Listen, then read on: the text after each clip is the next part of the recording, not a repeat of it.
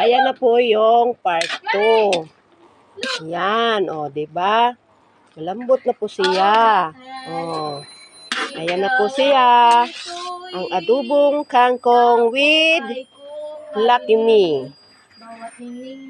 Diba? With Lucky Me. Sarap. Hindi pa po kayo nakatry ng ganyan. Adobong kangkong na may Lucky Me.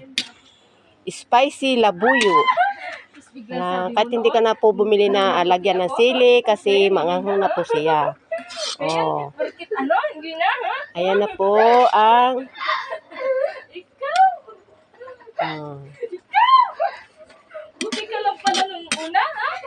ayan na po ang Lucky Me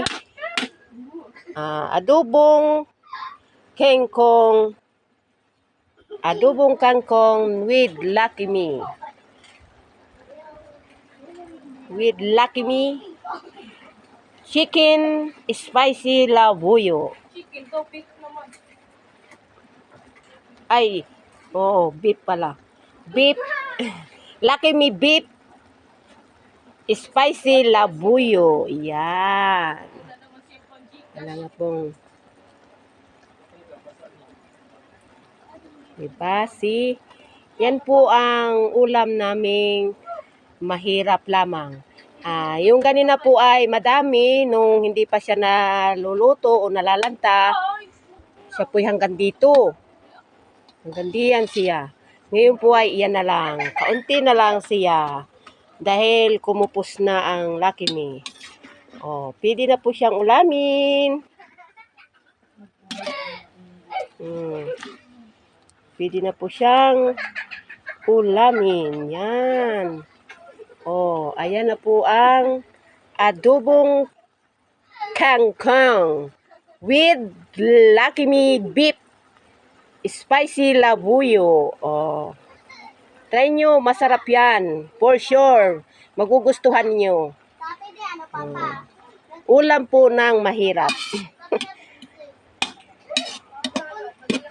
Salamat guys. Ready to eat na.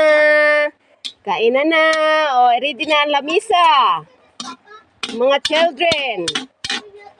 Sige. Bye-bye. Thank you. Pakita mo to. Bye-bye. Ilagay mo sa panaksa. Sige. Dali. Tapos, ang partner po nitong adobong kangkong with Lucky Me beef spicy labuyo. Ang kapartner pong ulam nito ay sinantol. Sinantol ng probinsyang Barangay Bukaw, Pulilio, Quezon. Ito po siya ang partner. Ayan.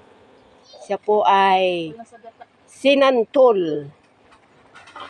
May sili pa. Sinantol. Dali na daw, kakain na.